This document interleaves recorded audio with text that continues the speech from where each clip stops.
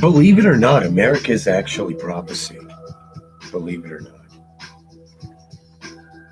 We won't go into that specific conversation right now, but I think it's a major detail to consider when you think about history, what's true and what's not. Now, again, this is tea time. Welcome to the Third Eye Awakening time. Those who are enlightened come across many pieces of information that begin to connect it all together. And some people are completely enveloped in specific passions, which is great. It's how it's supposed to be. One of my favorite verses in the entire good book is chapter 12 of Romans. I beseech you, therefore, brethren, by the mercies of God, that you present your bodies a living sacrifice, holy, acceptable unto God, which is your reasonable service. And be not conformed to this world, but ye be transformed by the renewing of your mind, that ye may reprove what is that good and acceptable and perfect will of God. For I say to the grace given unto me, to every man that is among you, not to think of himself more highly than he ought to think, but to think soberly, according as God hath dealt to every man the measure of faith. For as we have many members in one body, and all members have not the same office, so we, being many, are one body in Christ. So some are here to teach, some are here to prophesy, some are here to heal, some are here for certain things beyond the normal scientific explanation that doesn't want to talk about the esoterical substance of life. Again, that is a phrase used in the Hermetics of philosophy, and that is a religion and knowledge that is actually passed into just about every single religion in the world. It's just not creeded for, it's not crystallized in stone, and these pearls are to be casted upon the ones that are not for the narrow-minded, but for the ones that are on the narrow path. As we go, there was a question asked to Jesus about authority. And he says, so it says in Matthew 21:23, and when he was come into the temple, the chief priests and the elders of the people came unto him as he was teaching, and said, by what authority dost thou these things? And who gave thee this authority? And Jesus answered and said unto them, I also will ask you one thing, which if ye tell me, I, and likewise will tell you by what authority I do these things. The baptism of John, whence was it? From heaven or of men? And they reasoned with themselves, saying, if we shall say from heaven, he will say unto us, why did ye not then believe him? See, they were smart. But if we shall say of men, we fear the people, for hold John as a prophet. And they answered Jesus and said, we cannot tell. And he said unto them, neither tell I you by what authority I do these things. But what think ye? A certain man had 2 sons, and he came to the first and said, Son, go work today in my vineyard. And he answered and said, I will not. But after he repented and went, he came to the second and said likewise. So he went to his second son. And he answered and said, I go, sir, and went not.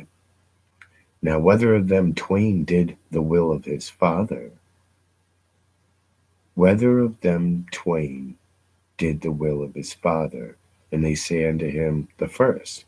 And Jesus said unto them, verily I say unto you, that the publicans and the harlots go into the kingdom of God before you. For John came unto you in the way of righteousness, and ye believed him not. But the publicans and the harlots believed him. And ye, when ye had seen it, repented not afterward, that ye might believe him. Hear another parable. There was a certain householder, which planted a vineyard, and hedged it round about, and digged a winepress in it, and built a tower, and let it out to the husbandman, and went into a far country. When the time of his fruit drew near, he sent his servants to the husbandman, that they might receive the fruits of it. And the husbandman took his servants, and beat one, and killed another, and stoned another. Again he sent another servants, more than the first, and they did unto them likewise. But last of all he sent unto them his sons, saying, They will reverence my son. But when the husbandmen saw the son, they said among themselves, This is the heir. Come, let us kill him, and let us seize on his inheritance. And they caught him, and cast him out of the vineyard, and slew him. And when the Lord therefore of the vineyard cometh, what will he do unto those husbandmen? And they say unto him, He will miserably destroy those wicked men, and will let out his vineyard unto the husbandmen, which will render him the fruits in their season. Jesus said unto them, Did ye never read the scriptures? The stone which the builders rejected, the same is become the head of the corner. And this is the Lord's doing, and it is marvelous in our eyes. Therefore I say unto you, the kingdom of God shall be taken from you, and given to the nation bringing forth the fruits thereof. And whosoever shall fall on his stone shall be broken, but on whomsoever it shall fall, it will grind him into powder. And when the chief priests and Pharisees had heard these parables, they perceived that he spake of them. But when they sought to lay hands on him, they feared the multitude, because they took him for a prophet. So then it goes on to another parable. Okay? Now take in mind, these people that he's talking to, these are not the regular publicans of society. These ain't the sheep. These are wolves in sheep's clothing. Okay? These are your lawyers. Churches were governments. Churches were, they controlled church and state. Okay? Kind of like what we have going on now, which is why this information is very important.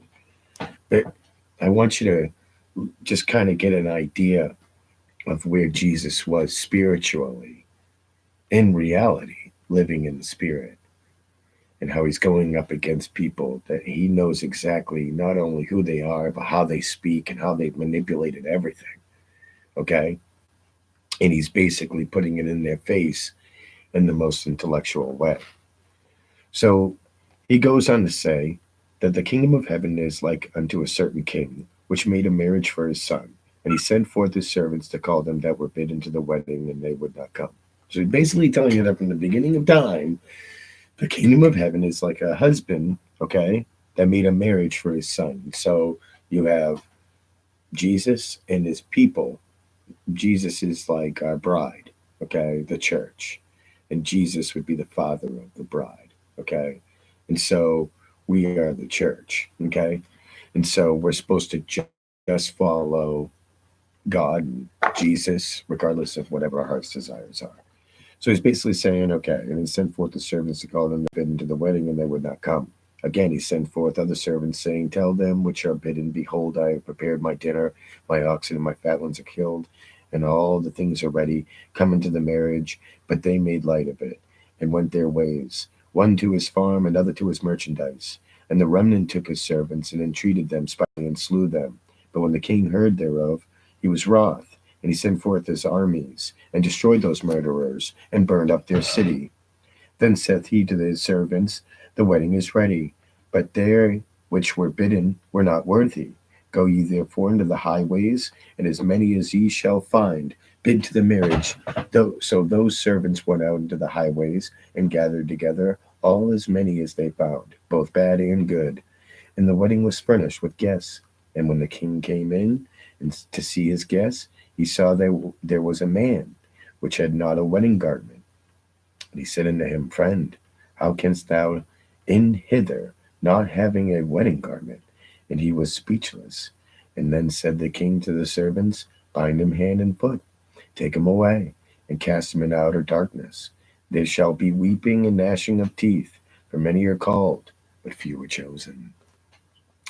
Then went the Pharisees and took counsel how they might entangle him in his talk, kind of like legalese language. When you look at legalese language, for example, they'll say, pull out your license and registration. Do you understand why I pulled you over? No. Well, do you understand why I pulled you over? Do you stand under why I pulled you over? It's understand. And that's kind of like what legalese is. It's a way to be able to flip words so that they tangle you. So I ask if Jesus Christ knows heavenly language of parables with layered messages that has a secret interpretation that most people, when they actually are moved with the Holy Ghost, will all get the same message. That's what's amazing about it. So we go ahead, okay? So then went the Pharisees and took counsel how they might entangle him in his talk. And they sent out unto him their disciples with the Herodians, saying, Master, we know thou art true, and teachest the way of God in truth. Neither carest thou for any man, for thou regardest not the person of men. Tell us therefore, what thinkest thou? Is it lawful to give tribute, aka tax, unto Caesar or not? And Jesus perceived their wickedness and said, Why tempt me, ye hypocrites? Show me the tribute money. And they brought it under him a penny. And he said unto them, Who is this image and subscription? And they say unto him, Caesar's. Then saith he unto them, Render therefore unto Caesar the things which are Caesar's, and unto God the things that are God's. And when they heard these words, they marveled and left him, and went their way. The same day came to him and the Sadducees, which say that there is no resurrection, and asked him. So as it goes, you start to see, he's telling them that there's now starting to become a line drawn in the sand. We live in a nation of people that have to have things. They're spiritually dead. Only select few are spiritually risen and have that faith. Everybody else was kind of like living in today. They became spiritually dead. And so they could not understand these words in full depth. And then others did, which were the disciples, okay? And the people that he moved and touched in him fulfilling prophecy. What I'm trying to say is that when you read this right here, neither carest thou for any man, for thou regardest not the person of men. Well, let's read the Fourth Amendment of the Constitution. So we have person and men in the same sentence. I mean, is that not something to consider, to be significant? Fourth Amendment, the right of the people to be secure in their persons, houses, papers, and effects against unreasonable searches and seizures shall not be violated, and no warrant shall issue but upon probable cause, supported by oath or affirmation, particularly describing the place to be searched and the persons or things to be seized. See, the Constitution is originally an instruction manual for the government, so it binds them, and it makes them so that their power is not over you, that you have authority over the power of the government. But over the years, we've been indoctrinated to believe that whoever has the badge is the law. Well, I've been doing some time creating a few hand manuals for myself This is a law handbook. It's kind of funny, a law handbook. That's pretty funny.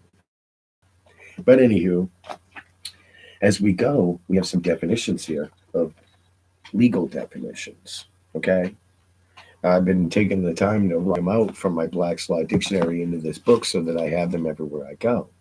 But as we go and read the definition of person, in general usage, a human being, i.e., natural person. And it tells you to go look up natural person. Though by statute term may include labor organizations, which if you watch, there's a show on YouTube called Slave by Another Name. And it's titled under slave, the Civil War Never Ended. But anywho, partnerships, associations, corporations, legal representatives, trustees in bankruptcy, or receivers. CEG, National Labor Relations Act. Statute 1 USCA 152. Uniform Partnership Act. Scope and delineation of term is necessary for determining those to whom 14th Amendment and Constitution affords protection, since this amendment expressly applies to person. USC Title 26, 770. 1. The term person shall be construed to mean and include a trust estate or company, municipalities, and other forms of governments are persons within meanings of 42 USCA 1983 in those cases in which a local government would be suable in its own name. Sestaque v. The person, corporation, whose life measures the duration of a trust, gift, estate, or insurance contract. Person on whose life insurance is written. The person for whose life any lands, tenements, or hereditaments are held. And that's CESTUIQUEVIE. And then they have a sestaque trust, which is the same thing as the spelling as the sestaque V, but with the trust, the sestaque trust.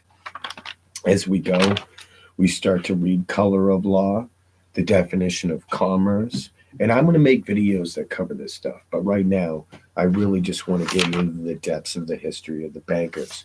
But I think it's important to note that the legality language, the legalese language, in comparison to our natural American English or English language, okay, it's not the same as the plebeians, the proletariats, the publicans, okay, of a nation, the layman, all right, not allowed to know this stuff, not exactly privy to this information. Another thing to consider it before we go further is a few verses out of the Kybalion, principle of rhythm. Everything flows out and in. Everything has its tides. All things rise and fall. The pendulum swing manifests in everything, and the measure of the swing to the right is the measure of the swing to the left. Rhythm compensates the Kybalion. The principle embodies the truth that in everything there is manifested a measured motion, to and fro, a flow, an inflow, a swing backward and forward, a pendulum-like movement, a tide-like ebb and flow, a high tide and a low tide, between two poles which exist in accordance with the principle of polarity describing a moment ago. There is always an action and reaction, an advance and a retreat, a rising and a sinking. This is in the affairs of the universe. One, verse, spoken. Kind of funny how it says that the world was created. First was the Word, and the Word was God, and the Word was God. There is always an action and reaction. So as we begin to go down a little bit, it says the Hermeticists have grasped this principle, finding its universal application, and have always discovered certain means to overcome its effects in themselves by the use of appropriate formulas and methods. They apply the mental law of neutralization, They cannot annul the principle. The mental law of neutralization, always staying, not letting your emotions guide you.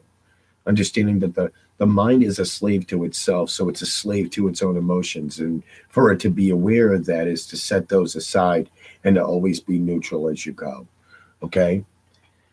They have learned how to use it instead of being used by it. And in this, the similar methods consist of the art of hermeticists. The master of hermetics polarizes himself at the point at which he desires to rest, and then neutralizes the rhythmic swing of the pendulum, which would tend to carry him to the other pole.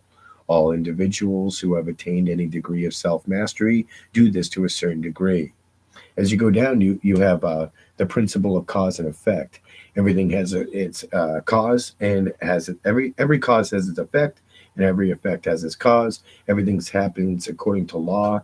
Chance is but a name for law not recognized. There are many planes of causation, but nothing escapes the law. What it's saying is that everything is conspired into events to happen on purpose. Nothing just happens by chance. Nothing.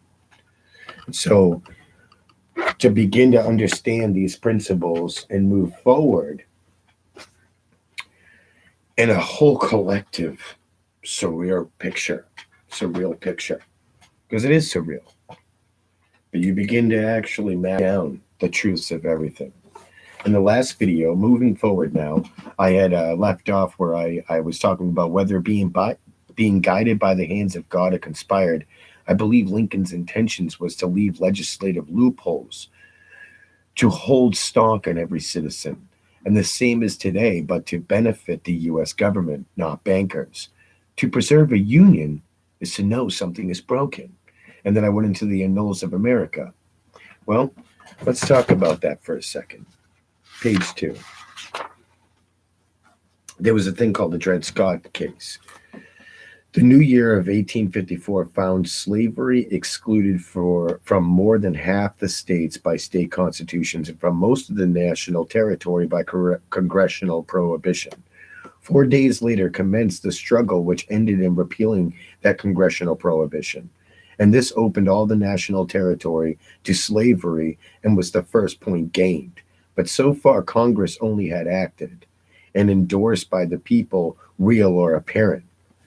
And the notable argument of squatter sovereignty, otherwise called sacred right of self-government, which later phrased through expressive of the only rightful basis of any government. And it starts to go down and it says, it being the true intent and meaning of this act not to legislate slavery into any territory or state, nor to exclude it therefrom, but to leave the people there to perfectly free to form and regulate their domestic institutions in their own ways, subject only to the Constitution of the United States. And so with the Dred Scott case, it's basically saying you could be free in one area, but then go in the next, and all of a sudden you're held into a slave because you were in a slave state, but you originally were in a free state, okay? So as it starts to go down, so this is where it starts to get crazy. Here it goes. First, that no Negro slave imported as such from Africa, and no descendant of such slave can ever be a citizen of any state in the sense of that term as used in the Constitution of the United States. This point is made in order to deprive the Negro in every possible event of the benefit of that provision of the United States Constitution, which declares that the citizens of each state shall be entitled to all the privileges and immunities of the citizens in the several states. Second, that subject to the Constitution of the United States, neither Congress nor a territorial legislator can exclude slavery from any United States territory. This point is made in order that individual men may fill up the territories with slaves without danger of losing them as property, and thus enhance the chances of permanency to the institution through all the future. So he's saying that there could be an entire nation full of slave states, which then will lose all the property and everything that comes with it. Third, that whether the holding a Negro in actual slavery in a free state makes him free. As against the holder, the United States courts will not decide, but will leave to be decided by the courts of any slave state. This point is made not to be pressed immediately, but if acquiesced in for a while and apparently endorsed by the people at an election, then to sustain the logical conclusion that the Dred Scott's master might lawfully do with Dred Scott in a free state of Illinois, every other master may lawfully do with any other one or 1,000 slaves in Illinois or in any other free state. So then it starts to go down. So this is the Union and popular sovereignty. Okay, so we're talking about the Union and sovereignty. Okay, so then he starts to sit there and talk about the Nebraska Doctrine, or what is left of it, is to educate and mold public opinion, at least northern public opinion, not to care whether slavery is voted down or voted up. This shows exactly where we are now. And then he says it will throw additional light on the later to go back and run the mind over the string of historical facts already stated. Several things will now appear less dark and mysterious than they did when they were transpiring. The people were to be left perfectly free, subject only to the Constitution. And he says for the Dred Scott decision to afterward come in and declare the perfect freedom of the people to be just no freedom at all.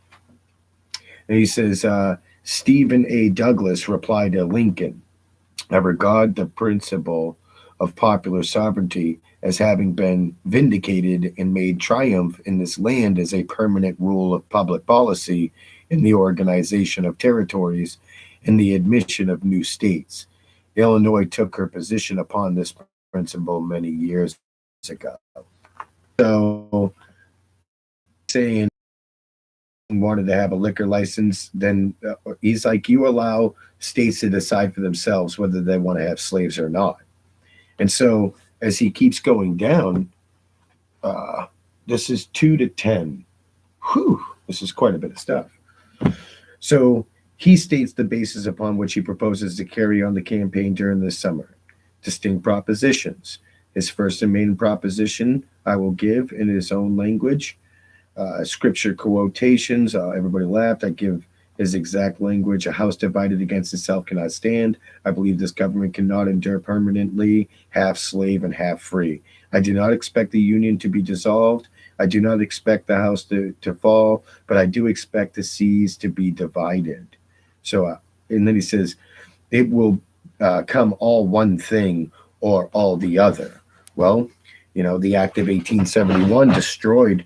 There used to be an independent part of the Green Party, the Republican Party, and then the Democrat Party. They alleviated the Green Party, and they only have these other two parties.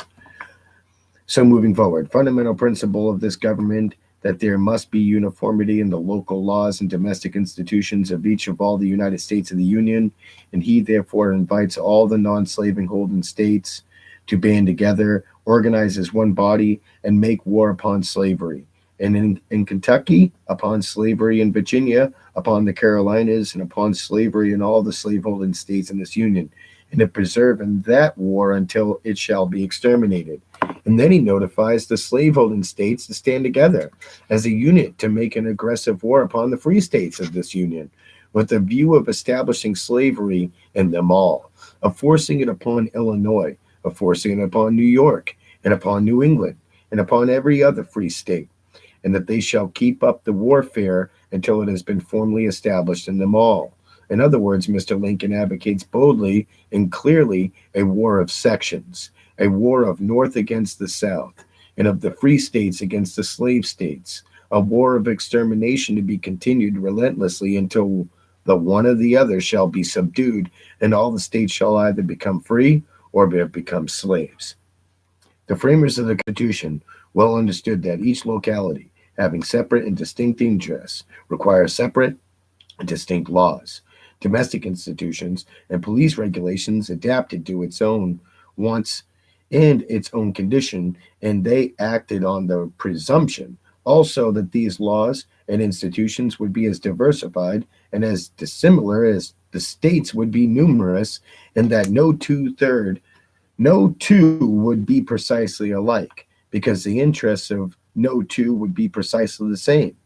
He starts to go on and he's like, okay, I guess this is important. Hence, I asserted that the great fundamental principle which underlies our complex system of state and federal governments contemplated diversity and dissimilarity in the local institutions and domestic affairs of each and every state, them in the Union or thereafter to be admitted into the Confederacy.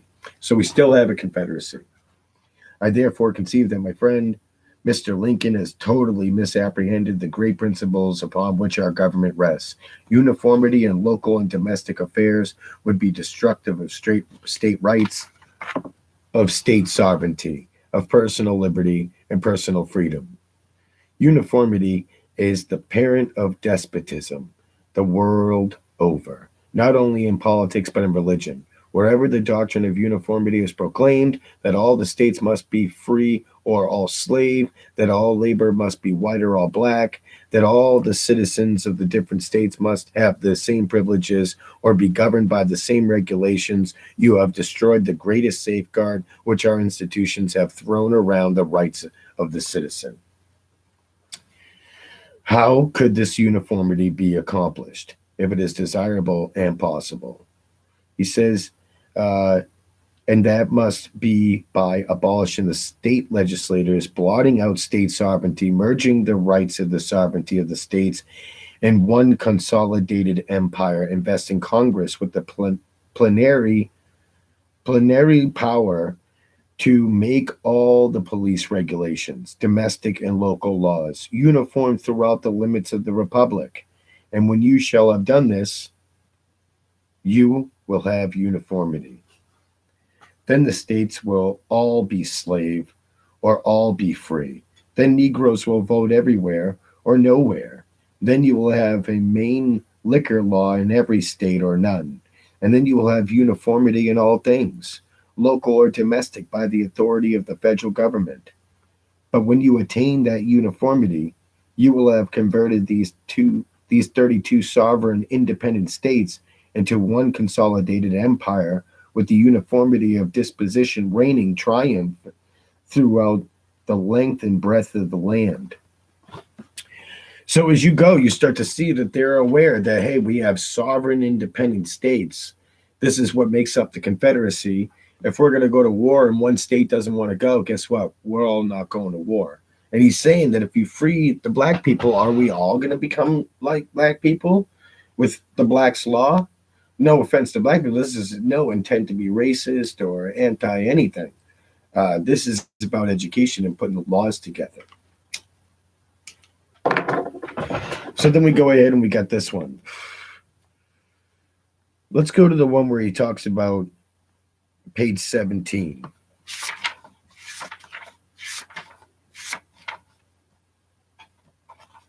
Douglas's reply to Lincoln. I hold it to be a sound rule of universal application to require a territory to contain the requisite population for a member of Congress before it is admitted as a state into the Union. I made that proposition in the Senate in 1856, and I renewed it during the last session in a bill providing that no territory of the United States should form a constitution and apply for admission until it had the requisite population. So the territory of the United States, what he's talking about, is the District of Columbia. So the District of Columbia cannot have a place of authority with its own constitution without the proper amount of citizens. And it wasn't too long after that we started to free all the slaves as property of the United States, which then became United States citizens, which allowed them to create a new constitution. You see what I'm saying here? So this is following the Civil War, going into it. It almost seems as though Abraham Lincoln knew exactly what he was doing. But again, that's the Annuls of America 20 set encyclopedia, 20 book set. You can find it online. This is the 1976 version. Now we're going to go ahead and continue further into the history of the banks.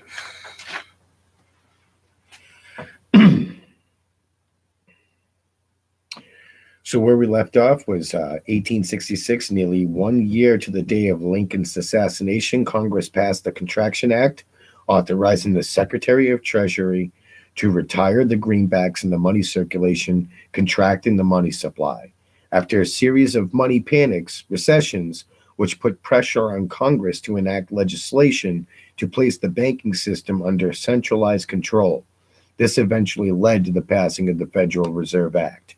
So this act is what allowed the loophole in these bankers to eventually get in there December 22nd, 23rd of 1913. But the money changers wanted two things: the reinstitution of a central bank under their exclusive control, and two, an American currency backed by gold. This strategy was twofold. I would like to go ahead and go back into the plans of Albert Pike.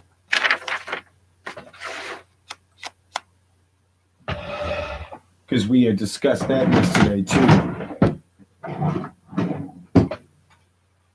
which was the letters to Mazzini.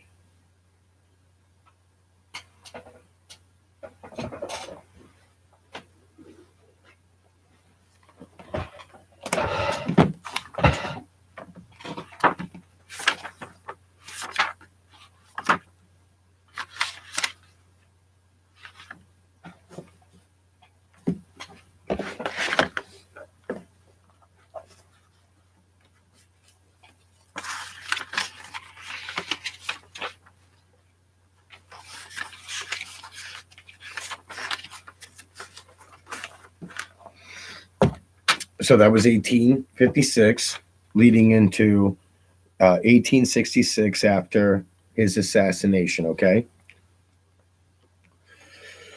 The Master Plan, 1871, August 15th, letter to Mazzini from Albert Pike. The First World War is to overthrow the power of the Khazars in Russia and bring about a country of atheistic communism, and a war between the British and Germany, and these empires will be used to foment this war.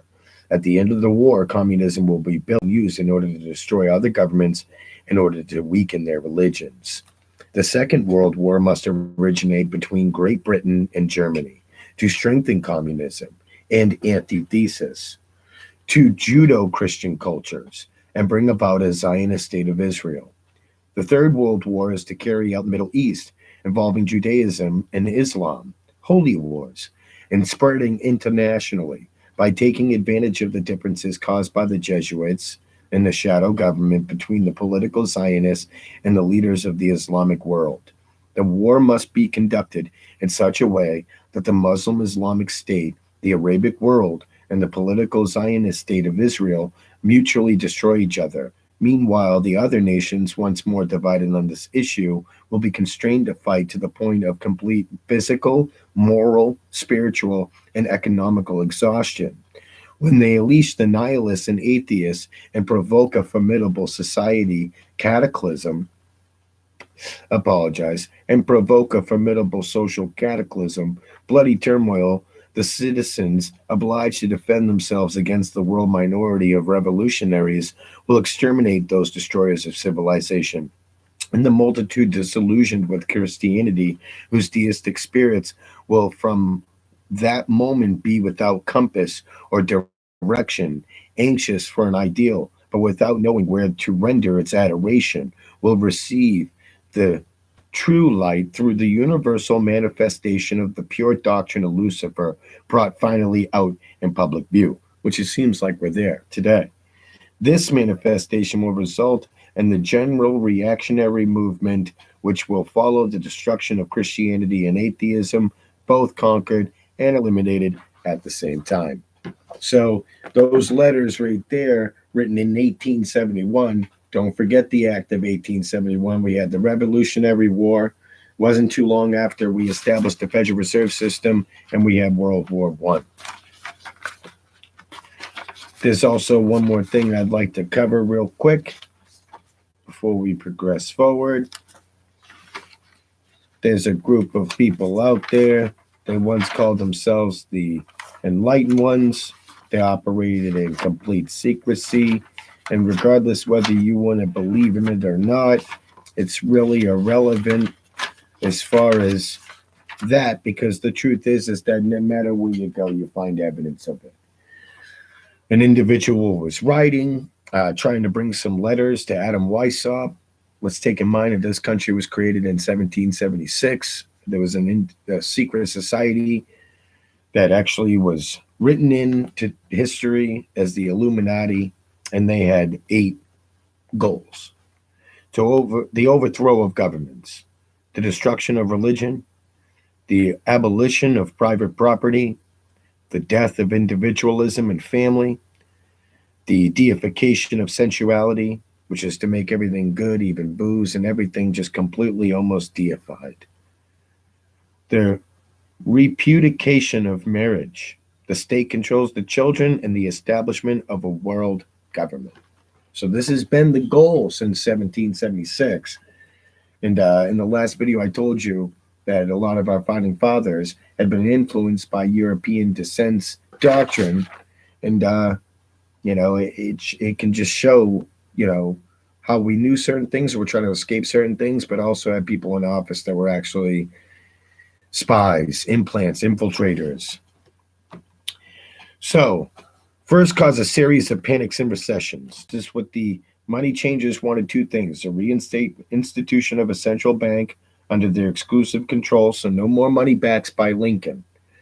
Okay, and also have an American currency backed by gold, because they own the gold.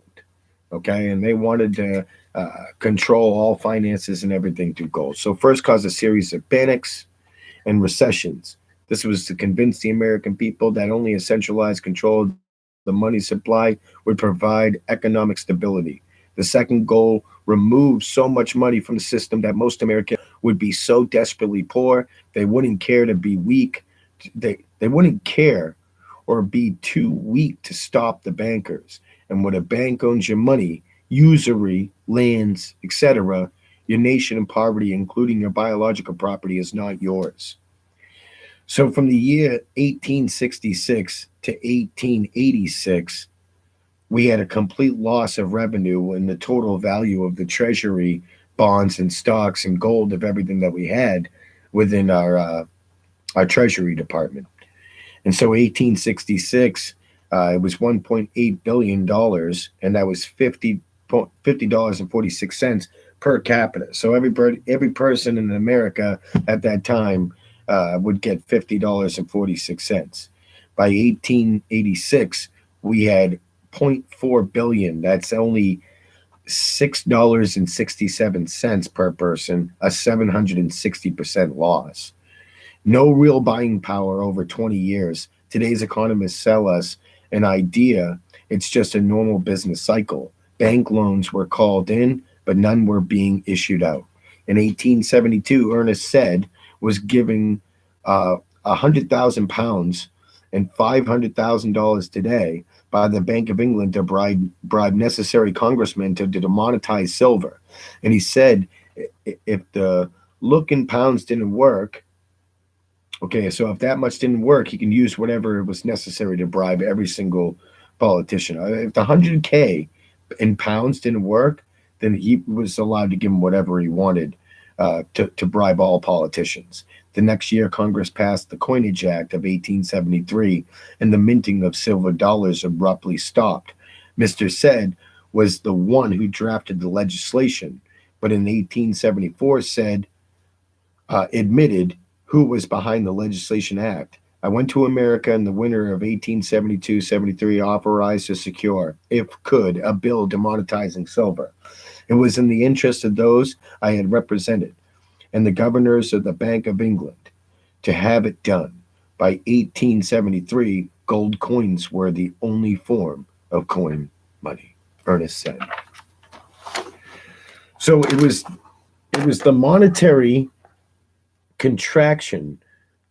It was the monetary contraction of the money supply by international bankers This was the comparison in comparison to the fall of Roman Republic by decreasing the money and falling prices, diminishing the money supply at 1,800,000,000 by the end of the 15th century. It was less than $200 million. That's what happened to the Roman Republic, and eventually got turned into a monarchy. 1877 riots broke out from Pennsylvania to Illinois, and the bankers strategized, having control once again. They had an individual put an article in the newspapers urging people to protest their congressman to support the act where bankers control the whole of the money supply and its issuance as well as its control power of legislation. The press tried to deceive the people. In 1878, February 28th, Congress passed the Sherman Law. Previous to 1873, people could free mint their own silver into US dollars, and this was no longer. With no threat of the money changers, the post Civil War depression was finally over. So, we're going to go into some origins of judicial corruption. The judiciary system was hijacked in the 1800s, and our Constitution had been reformed. The Republic in 1809, attorneys that were infiltrators to bribe Congress to pass laws to change the original 13th Amendment, the titles on nobility, and the bar had a coup against the original organic Constitution. The Civil War was never concluded. It never ended, being under martial law enacted by Lincoln. The Civil War started after the federal government statutized the capacity of the states to define peonages in slavery.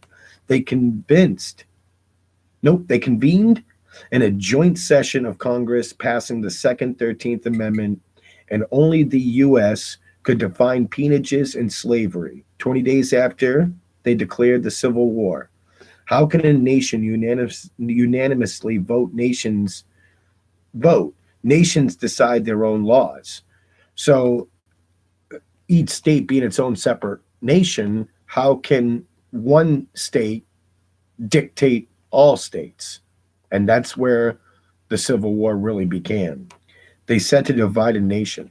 Lincoln wanted to restore the republic with, and then he was just basically shot, but they reformed it, taking away the God-given unalienable rights for civil rights.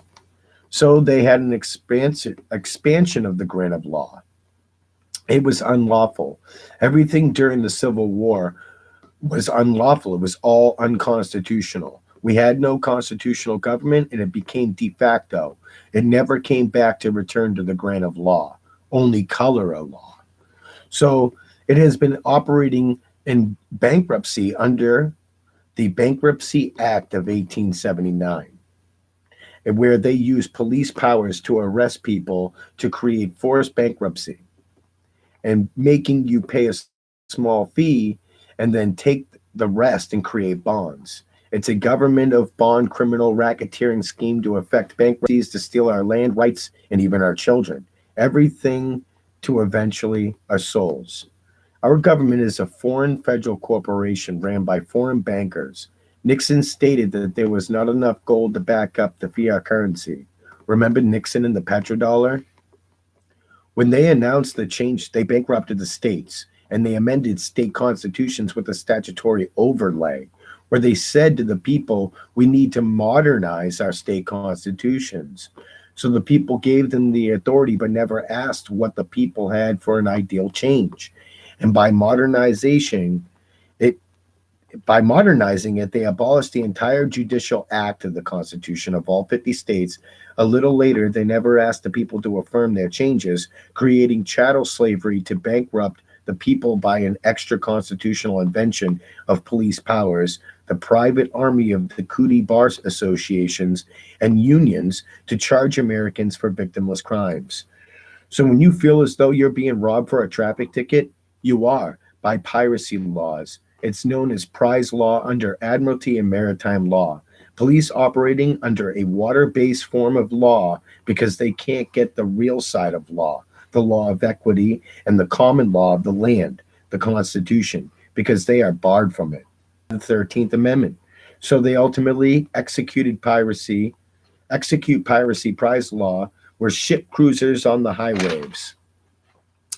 September 1st, 1894, 1894, American Bankers Association wrote as printed in the Congressional Record of April 29th, 1913. We will foreclose and become mortgagees in possession. We can take two-thirds of the farms west of Mississippi River and thousands of them east of the Mississippi as well at our own price. Then farmers will become tenants as in England. They refuse to. Gold is scarce. It's easiest of the commodities to manipulate. 1896, silver money became the main issue in the presidential campaign. In 1896, William Jennings Bryan ran for president as a Democrat on the free silver issue, made a speech, crown of thorns, cross of gold. The bankers lavishly supported Republican William McKinley, assassinated 6 months into his second term of 1897. He favored the gold standard. The money changers got the manufacturers and factories and plants would close. So the money changers got the manufacturers and factories and all plants. They would claim that they would close if they refused, the gold standard, and the ruse worked. So Byron ran for president two more times, always falling short. But during the 1912 Democratic Convention, Byron helped Woodrow Wilson to become president. When the Wilson administration was in office, he appointed Byron Secretary of State. 2 years in, he resigned after the suspicions about the sinking of the Lusitania, May 7, 1915, the event used to drive America into World War I. For 17 years, Bryan, prevented the money changers, that's Bryon, by the way, prevented the money changers from gaining their next goal, a new private central bank in America. J.P. Morgan and a Rothschild agent, helped with the entire infrastructure of America, monopolizing the steel industry, and also Rockefeller, Standard Oil interests. Railways, Roosevelt did little to prevent the bankers' monopoly. By 1907, Morgan pushed for another private central bank. He stated all America needed was one more crash, and the bankers would be the solution. Using media and bankers crashed the stock market. Bank runs became common, allowing Morgan to prop up the faltering American economy by supporting banks by lending money completely backed by debt. Congress let this happen. So while this is happening, they ended up pushing a bunch of fiat money into the currency that had nothing to do with gold, no silver, no nothing like that. Having a fiat currency in the money supply devalued the dollar. And Woodrow Wilson then campaigned. All this trouble could be averted if we appointed a committee of 6 or 7 public-spirited men like J.P. Morgan to handle the affairs of our country. Woodrow Wilson. The Panic of 1907 was a scam.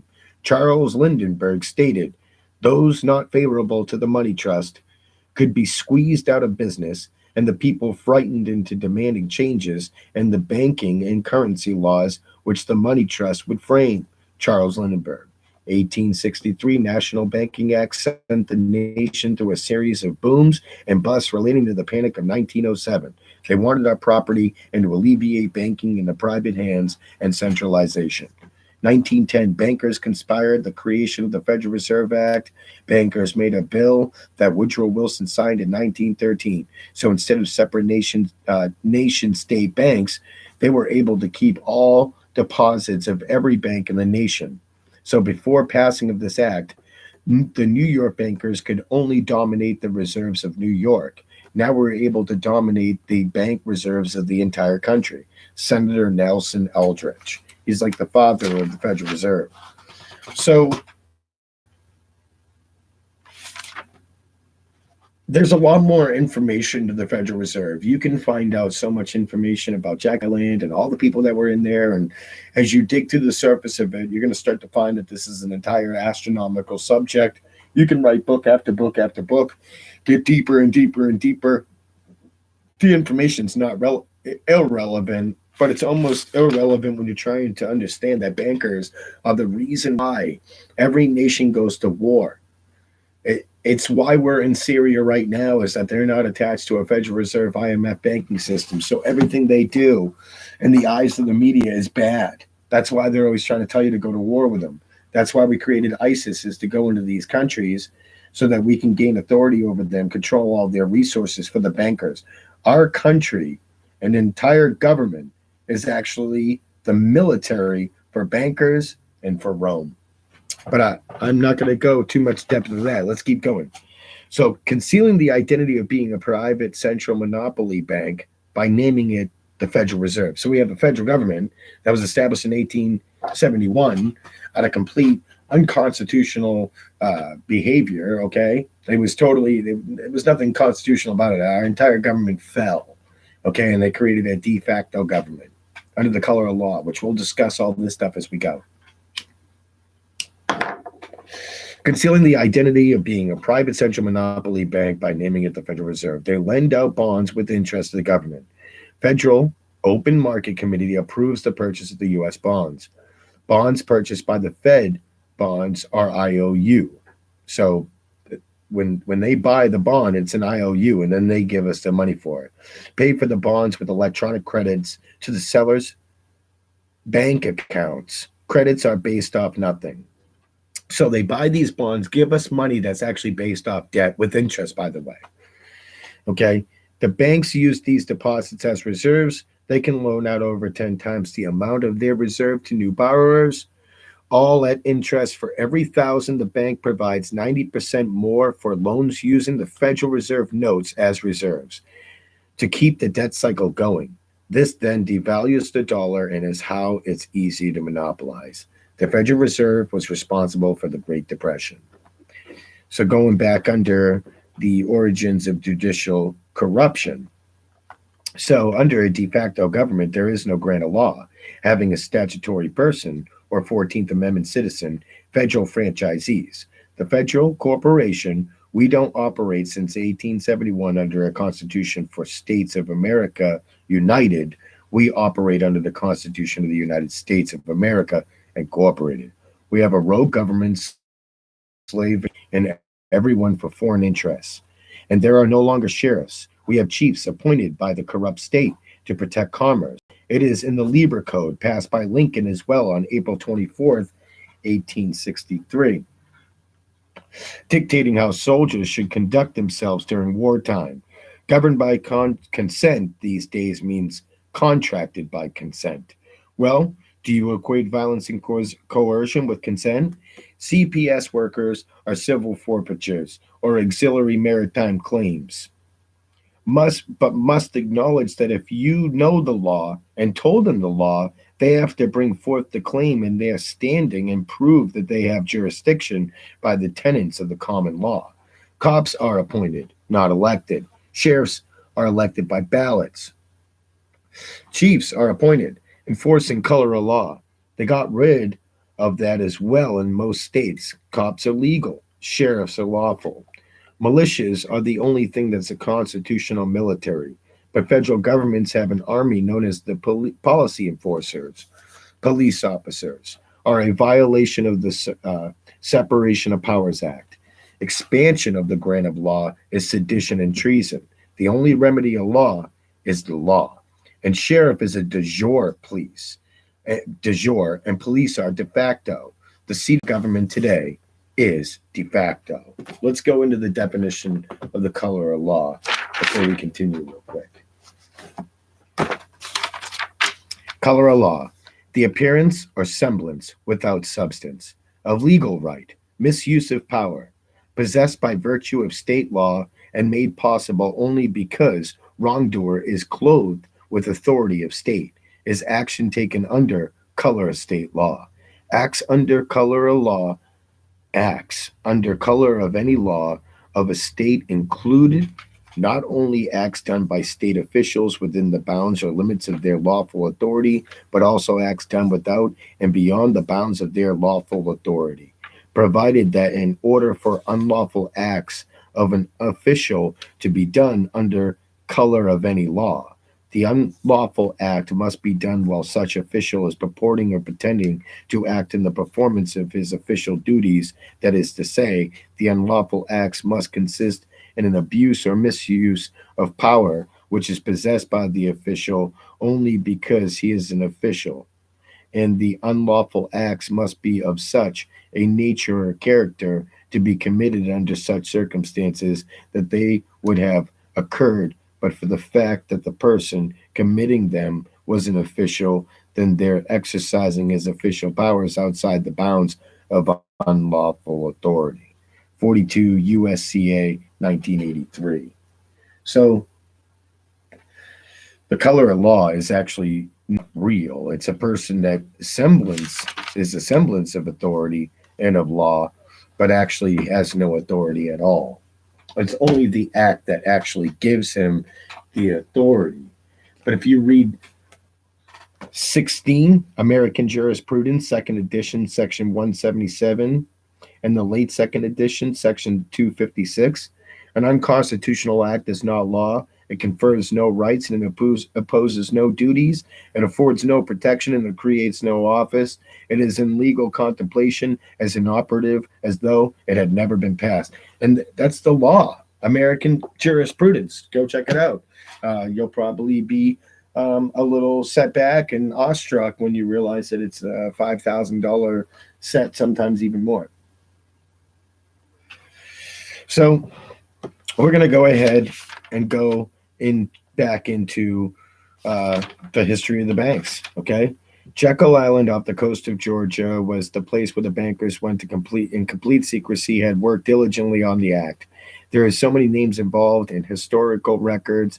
These bankers bribed senators who later Woodrow Wilson became president. As soon as the act was passed, America went to war. And under the new government, in times of war, the Constitution is suspended. That's why America is always consistently at war. World War I, 1914. In the United States today, we have in effect two governments. We have the duly constituted government, and then we have an independent, uncontrolled, uncoordinated government in the Federal Reserve System operating the money powers which are reserved to Congress by the Constitution. Republican Wright-Patman. Woodrow Wilson knew near the end of his life destroyed the very country and government no longer inherent for the people. World War I bankers funded many sides of the war to take out the Khazar when they helped Lincoln during the Civil War, installing communism effectively all through the Russian province and surrounding countries. So as you go back to what I had read about the war, the plans for 1871 by Albert Pike, it's just pretty coincidental they ended up taking out Khazar and instituting communism. But we'll go ahead and keep moving forward. When the paradigm of both parties are actually aligned in secrecy, but divided in appearance to the public, can narrate the thoughts and issues and how solutions make and create outcome. That means that there is a pre-designed issue, and the pendulum swings one way, forcing a makeshift ideology or fixed sets of political issues like a wall or an economy the federal government has no control over its decisions, or the Muslim era of Obama, leading to the Christianity cryout. This sways the people into the hands of Catholicism, the imitation de facto Christianity. After World War I, the overall political agenda for the bankers became clear. Much like the letters from Albert Pike to Mazzini, you can see the evidence in affirmational without a doubt, hands down truth. Then went the consolidation of a one world government. Now that they control all national economies, they proposed at the Paris Peace Conference the proposed League of Nations, today's United Nations. People cared about the nationalism and keeping borders during this time, and they disapproved of the creation of the world government. World War I debts. In the 1920s, governor of the Federal Reserve Bank of New York went secretly with the governor of the Bank of England. He met with them, wanting America's gold they owed through the wars. And being rich in gold, America may have gotten out of control again. And the next 8 years under the Coolidge and Harding administration, the huge federal debt built up was cut to 30% down to $16 billion. Harding killed the League of Nations. And when they reduced domestic taxes and raising tariffs, kind of like what Trump's doing today, to record heights, he died of either pneumonia or food poisoning. But when Coolidge took over, he continued his plan, cutting in income taxes next. And this caused a giant boom in America. So they decided it was time to crash the economy. This is what the bankers wanted. They decided it's time to do away with this. Okay. They then flooded the market with so much money by 62%. Money was plentiful. Theodore Roosevelt tried warning the people in a newspaper across the nation. These international bankers and Rockefeller Standard Oil and Trust controlled the majority of newspapers to club into submission or drive out of public office officials who refused to do the bidding of the corrupt cliques, which imposed the invisible government,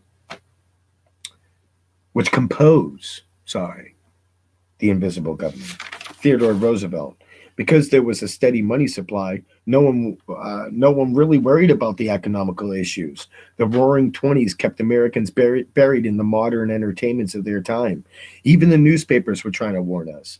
The warning of Theodore Roosevelt has much timeliness today. For the real menace of our republic is the invisible government, which, like a giant octopus, sprawls its slimy length over city, state, and nation. It seizes in its long and powerful tentacles for executive officers, our legislative bodies, our schools, our courts, our newspapers, and every living agency created for the public protection. To depart from the merge from the mere generalizations, let me say that at the head of this octopus are the Rockefeller Standard Oil and Trust and a small group of powerful banking houses, generally referred to as the international bankers.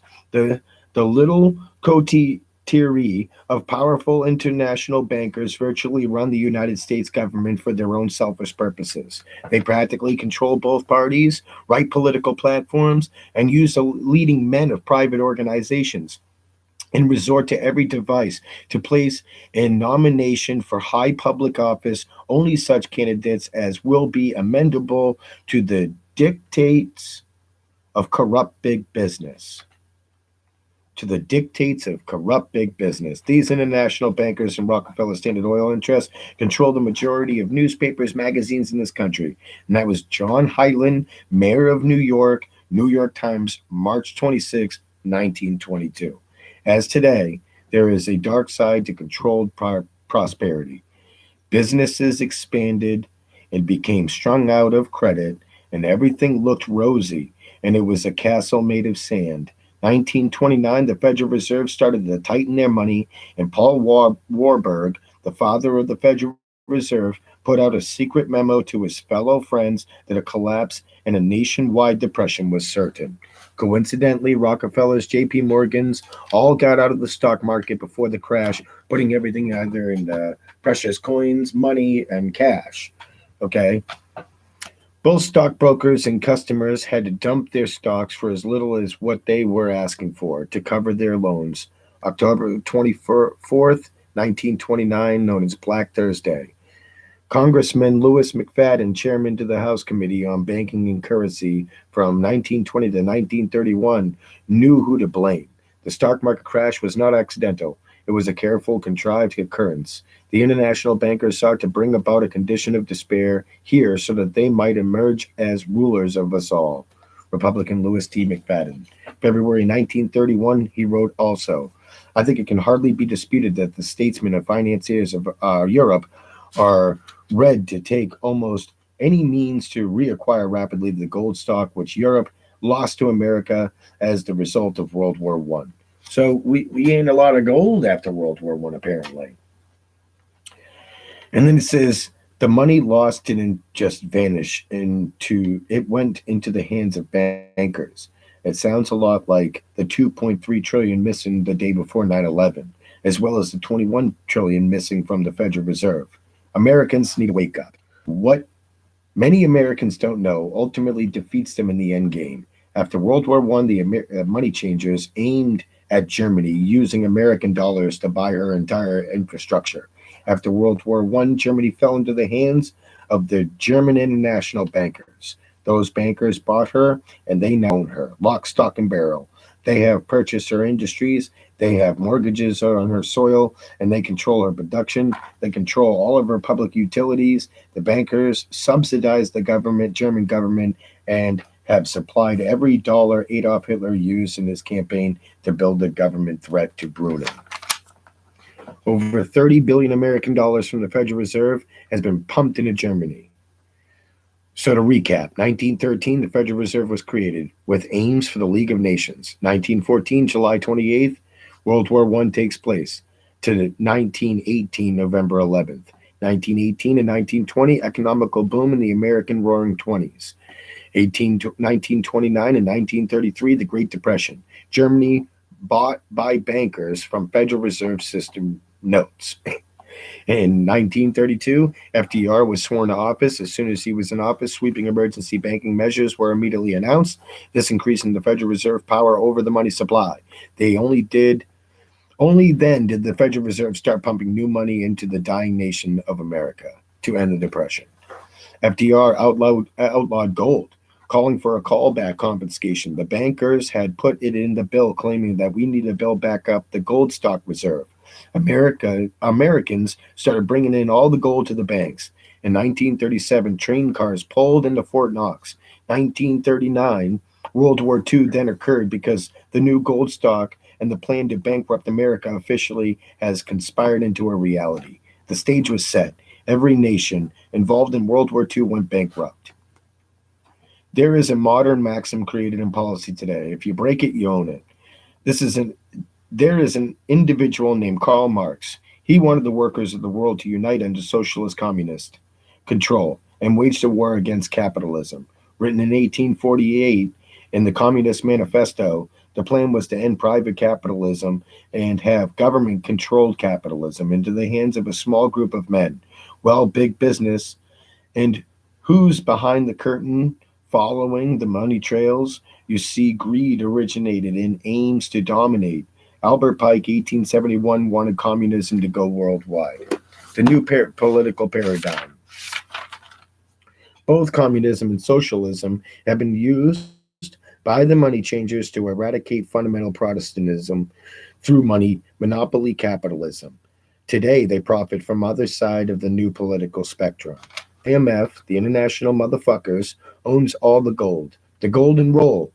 The golden rule. He who owns the gold makes the rules. Gold was illegal to own and was sold back to European bankers. After World War I, people were tired of U.S. wars and debt, so under the guise of peacemaking, the money changers decided to consolidate power even further, claiming only an international government would prevent more wars.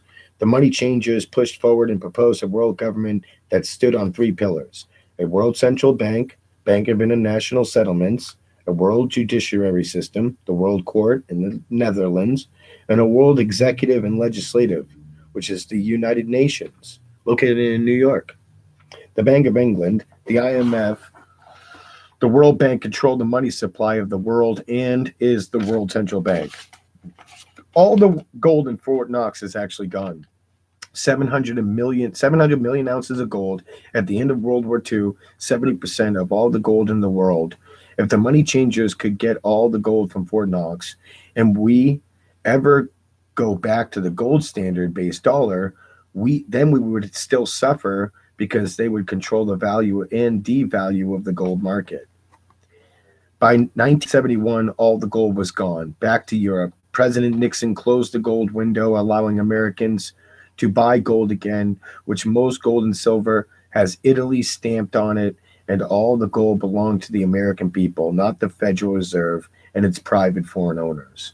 All we need is a public audit to show the fraud and theft of the bankers. War actually wears down and resistance of the people against the bankers.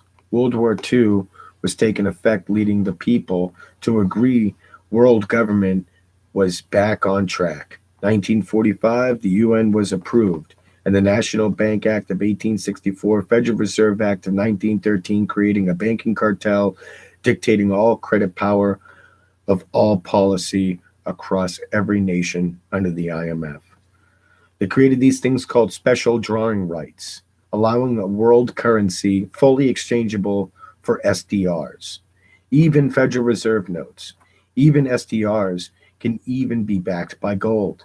So a separate nation has a nation within a nation. that has money powers, a government, a dollar far greater than the American dollar, a constitution, a legislator. This is tyranny at its finest. The IMF is controlled by foreign governors, heads of different central banks, or the heads of various national treasury departments, dominated by their central banks. Voting power in the IMF gives the US and the UK, that is the Federal Reserve and the Bank of England, effective control.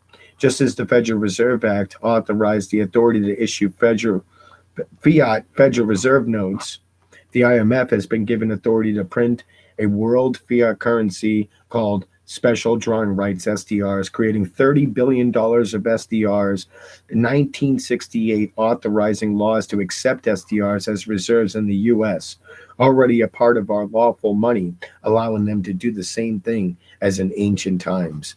Banks today can't borrow money to be preemptive for depressions. They can't borrow money so during a crash can save for people to continue having a money supply valuable enough to keep prices down because the maximum loan ratios are set.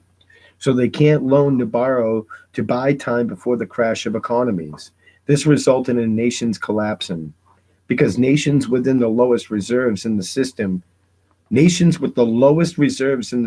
have no choice through credit contraction to increase their reserves to 8%. For nations to crash the money, or for nations to raise the money to 8%, they had to sell the stocks they had, which depressed their stock markets even further in the countries from Japan in 1989 to Mexico borrowing 22 billion US dollars of bailout money to financially collapse of that nation is evident. The financial collapse of that nation is evident today. One huge debt after another rolled over as new loans made for Mexico to pay off the interest on the old loans. In the south of Mexico, the poor have already been in open revolt as every spare peso is siphoned out of the country to make interest payments. SDRs will be the death of all national sovereignty across the globe, and these bankers are the reason and every cause of atrocity in the world. The Third World War has already begun. It is a silent war, not for that reason any less sinister. The war is tearing down Brazil, Latin America, and practically all the Third World. Instead of soldiers dying, there are children. It is a war over the Third World debt, one which has its main weapon, interest, a weapon more dangerous and deadly than the atom bomb, more shattering than a laser beam. Monetary reform, contract law, trust law, unconstitutional treason, no government for the people. A suit can be a powerful tool to the ones in rags. Money backed by debt is debt, therefore you own nothing. A Federal Reserve operates independently from our government, as are nearly all central banks. So that's what we need, a monetary reform. We need to look at contract law. If we look at the Federal Reserve System and realize that the entire system is based off debt and slavery to that dollar, then obviously we need to have a complete reform of our government. And the people need to look at contract law and saying this right here. If I was pushed into a contract, but I didn't know anything about that contract and nobody let me know anything in that contract, and that contract's voided out. That's what contract law is. Trust law. Well, we're going to get into the story of what happened in 1666. But you see, this is why it's important, because it doesn't really matter whatever kind of content I can push out there as far as law if you don't know the history of the banks, and really none of the wars really make sense. The poverty doesn't make sense. A nation in ruins where people are actually becoming more divided, pushing the pendulum to socialism with Bernie Sanders and everybody being cool with that. Now we got Trump administration and backed by Jesuits and Catholics and all these people. And I'm telling you right now, I'm not anti-Catholic and I don't hate the people that are Catholic, but Catholicism is the faith that ruins all faith, if you ask me. Everybody I've ever met that is an atheist today or totally finds religion to be a fraud and almost something that is actually uh, suppressing, gaining, something that actually takes away from the core of spirituality, that's the death of all faiths. That's what Catholicism does. Okay. Islam, well, let's go like this. Okay. Take the word Yahweh in Hebrew, flip it upside down, smush it together, and there you have the word Allah. So God's name Yahweh is Allah upside down and backwards. That's pretty strange, isn't it? Especially when you consider the dual system. What are the origins besides Muhammad? Where did he get a lot of his information? Did you know if you go back, you can find that he was actually groomed by Catholic priests and Jesuits? Obama admitted that he was Catholic, but was forced by the Catholic Church to study the Muslim doctrine. Born in Kenya, by the way.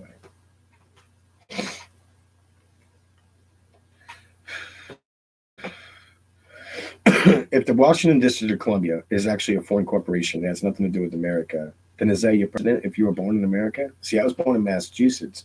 Pridefully enough, that is my nation state. I love Massachusetts. I love all the Yankees that are in that area and their pride. And they may be living in a haze right now with this pre-designed reality, you know, but these guys, without fail, they find out that something's going wrong and it becomes a mass knowledge effect. These guys will do something about it. And that's the thing. That's why I started this, is because we're heading into this age now where this information is going to start to get out there. And of course, there's going to be a counter thesis, a counter reformation that's going to pop up as always. You know, we start combining everything, putting all the information together. Okay. That's going to scare the paradigm that's in control today. Why do you think they've been planning all this stuff for years? It's because it's not just about getting control over your money supply and your governments. It's they knew one day we were going to be staring at each other through screens. They knew one day technology was going to take us this far to where you have a computer in your back pocket.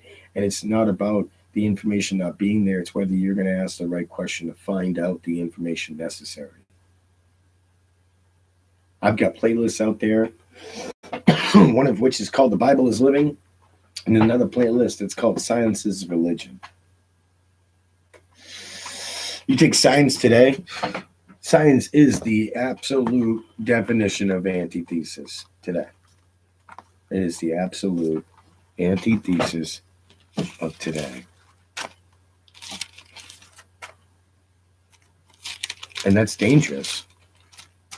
That you can create something that was supposed to be created to prove God's existence and the meaning of life and what holds us all together and how we all correspond and all these things, to then all of a sudden, you know,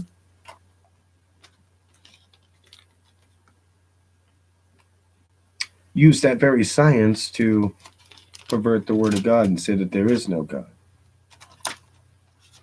1 Timothy chapter 6, verse 20. O Timothy, keep thou which is committed to thy trust, avoiding profane and vain babblings and oppositions of science falsely so called. Oppositions of science falsely so called, which some professing have erred concerning the faith. Grace be with thee. Amen. When was the book First Timothy written? You think before, Newton, Aristotle, Copernicus?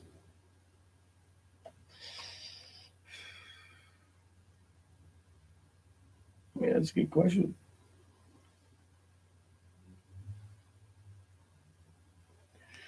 Well, in this, we're going to definitely get some good stuff going on. I got some friends that, as I read before in Romans, that we all have many offices, many gifts.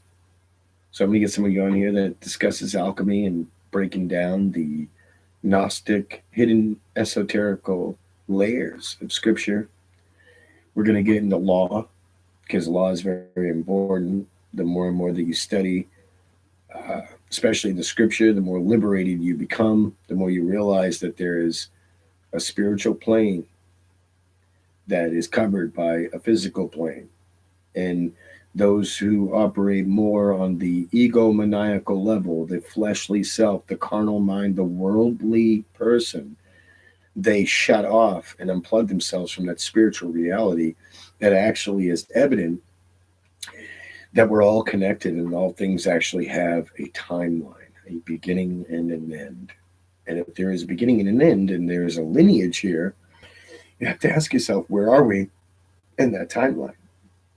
You know, uh,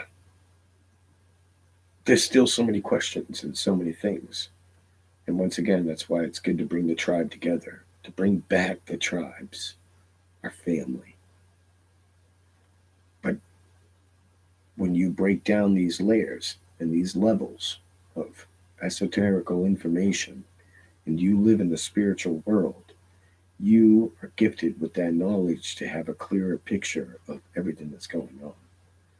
You're not living in a question, running around chasing logos and labels and sitting at a bar talking about the game last night, or what channel 6 told you to eat today, or whatever event comes piercing across your TV screen every single morning when you're watching the news, so that when you go to work, that is what's subconsciously in your brain to think about.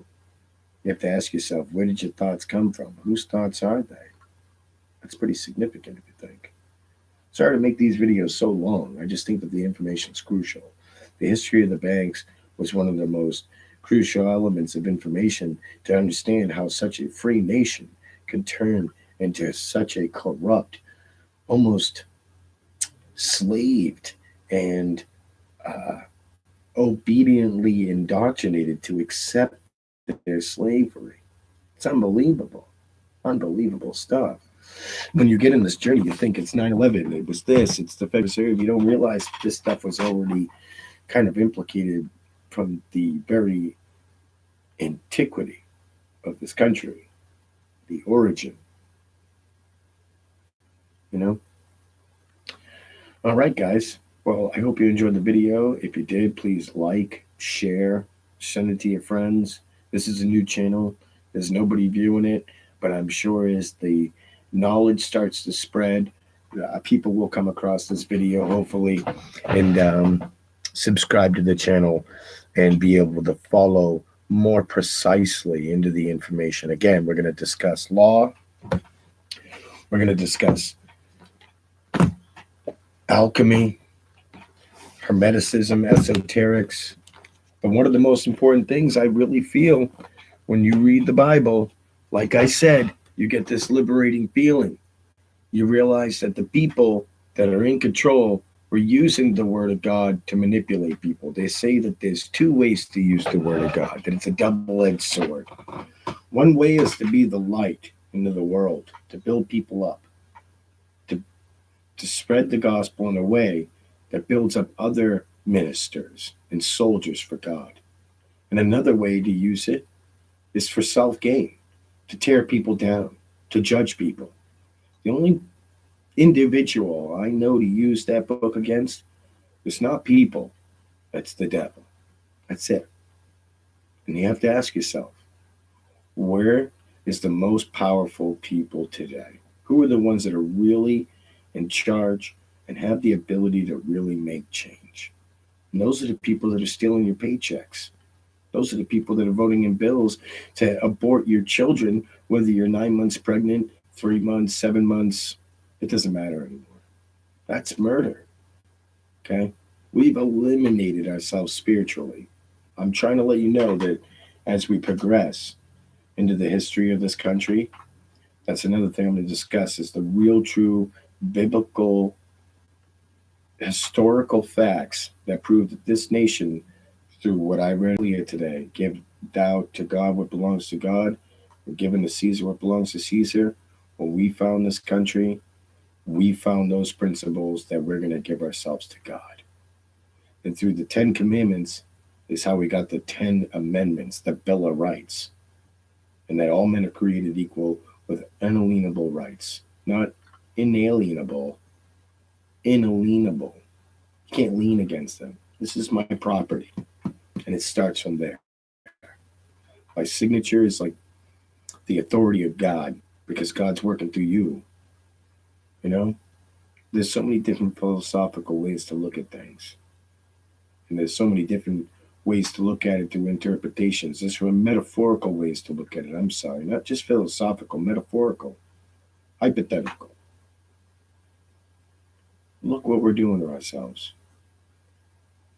Point is that this nation was understood that spirituality and religion should be dictated by what man consciously interprets for himself.